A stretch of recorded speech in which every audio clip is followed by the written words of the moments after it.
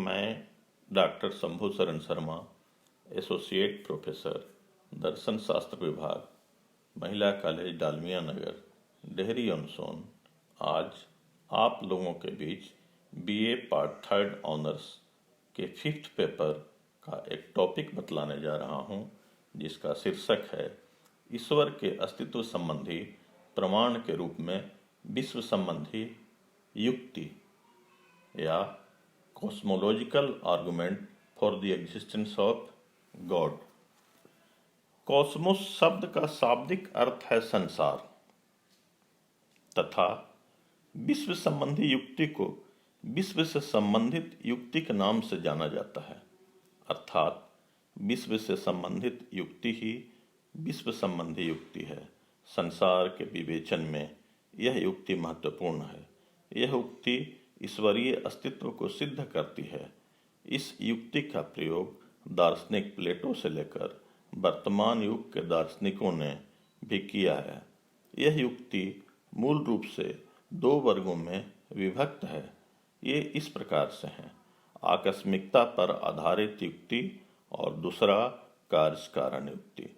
आकस्मिकता पर आधारित युक्ति के संबंध में कहा गया है कि यह विश्व आकस्मिकता पर आधारित है। आकस्मिकता का अर्थ है यहाँ इस प्रकार से है कि जिसका अस्तित्व मुक्त नहीं हो वह आकस्मिक है। संसार क्षणभंगुर है, क्योंकि संसार में विद्यमान प्रत्येक वस्तु क्षण मात्र है, जिसका अंत होना निश्चित है। इस प्रकार हम सबका जीवन भी क्षणिक है। इसी कारण के आधार पर मनुष्य ईश्वर के अस्तित्व को स्वीकार करता है, जो ईश्वर आवश्यक, मुक्त तथा वास्तविक हो। ईश्वर आकस्मिक एवं क्षणिक संसार का आधार है।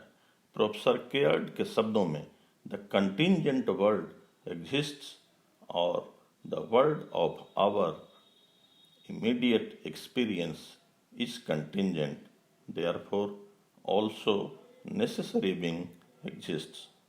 थॉमस एक्विनस ने संसार की आकस्मिकता को तार्किक आधार पर प्रतिपादित किया है।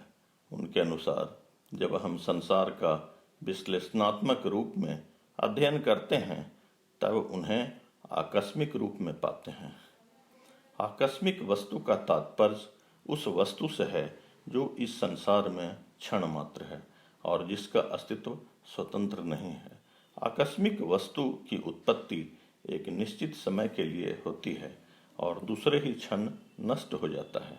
यदि संसार में प्रत्येक वस्तु क्षणभंगुर है, तो उसे एक एक कर समाप्त हो जाना चाहिए था, और यदि सभी वस्तुएं समाप्त हो जाती तब यह संसार शून्य के रूप में होता और अब तक शून्य की ही सत्ता होती, क्योंकि शून्य से शून्य की ही उत्पत्ति हो सकती है।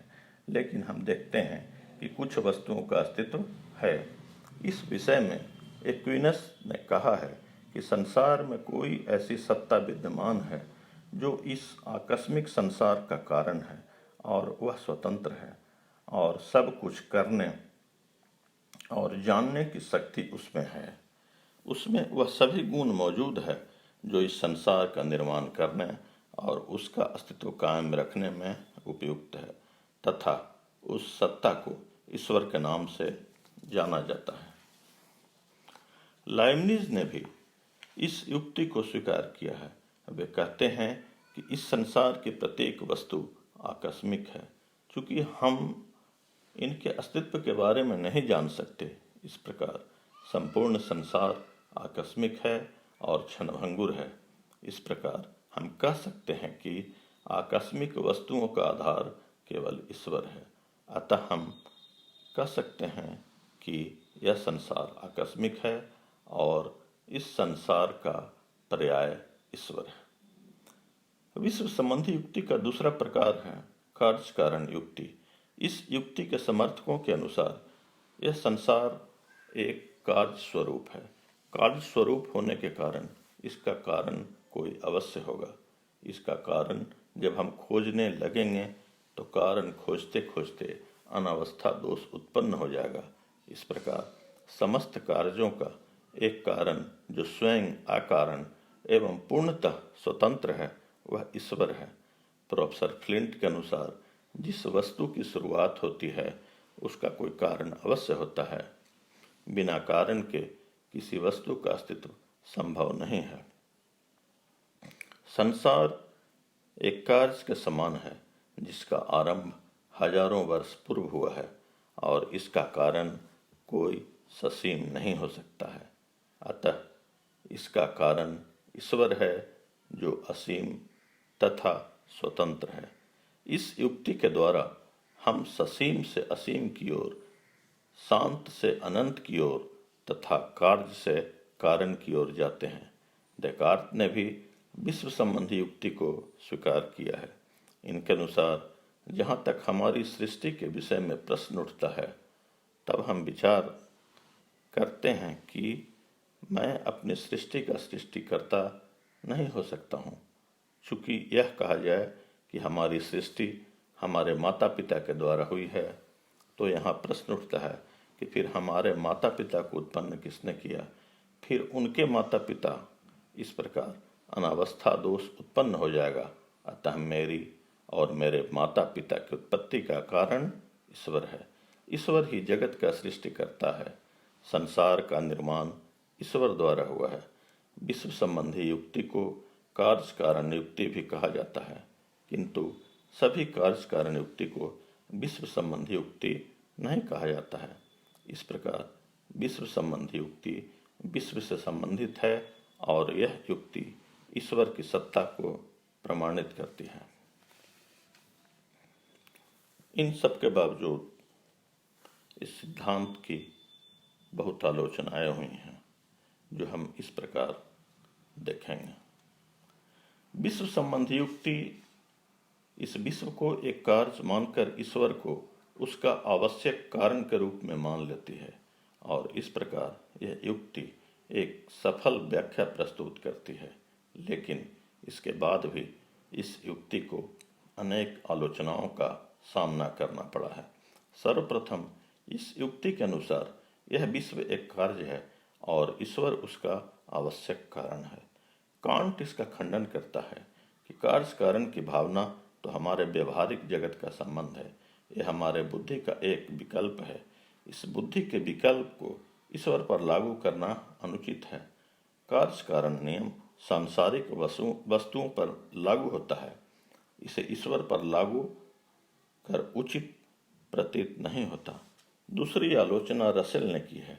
रसेल ने कहा है कि यह युक्ति सिर्फ अनावस्था दोष से बचने के लिए ईश्वर को मान लेता है। विश्व रूपी कारण की व्याख्या ईश्वर को कारण मानकर किया जाता है। कार्य कारण की श्रृंखला से बचने के लिए ईश्वर की सत्ता को मान लेना असंगत है। जॉन हॉस्पर्स ने भी इस युक्ति का खंडन किया है। हॉस्पर्स के शब्दों में इस तर्क के विरुद्ध सबसे सामान्य आपत्ति तो यह है कि यह अनावस्था दोष से ग्रस्त है। हमें उन प्रश्नों का जिन्हें हम विश्व के संबंध में उठाते हैं, ईश्वर के संबंध में उठाने से कौन रोक सकता है। ह्यूम ने भी कार्य कारण युक्ति, जो विश्व संबंधी युक्ति का एक प्रकार है, का जोरदार खंडन किया है। ह्यूम एक अनुभववादी दार्शनिक हैं, इसलिए उन्होंने अनुभव से प्राप्त ज्ञान को ही सत्य माना है। इनके अनुसार यहाँ अनावस्था दोष से बचने के लिए ईश्वर को माना गया है। इनके अनुसार ईश्वर की अपेक्षा प्रकृति की मान्यता से भी अनावस्था दोष से मुक्ति संभव है। विश्व संबंधी युक्ति विश्व को आकस्मिक मानती है और इसके कारण के रूप में ईश्वर को स्थापित करती है। यहाँ पर आलोचकों का कहना है कि क्या आवश्यक से आकस्मिक सत्ता का प्रादुर्भाव हो सकता है? यदि प्रकाश से अंधकार का निर्माण असंभव है, तो फिर आवश्यक सत्ता से आकस्मिक सत्ता का निर्माण कैसे संभव हो सकता है? अतः यह युक्ति तर्क विहीन एवं अमान्य है। इस प्रकार हम अपने विश्लेषणात्मक अध्ययन के आधार पर निष्कर्ष रूप में यह कह सकते हैं कि विश्व मूलक युक्ति ईश्वर के अस्तित्व को प्रमाणित करने में पूर्ण रूप से सफल नहीं हो पाया है। धन्यवाद।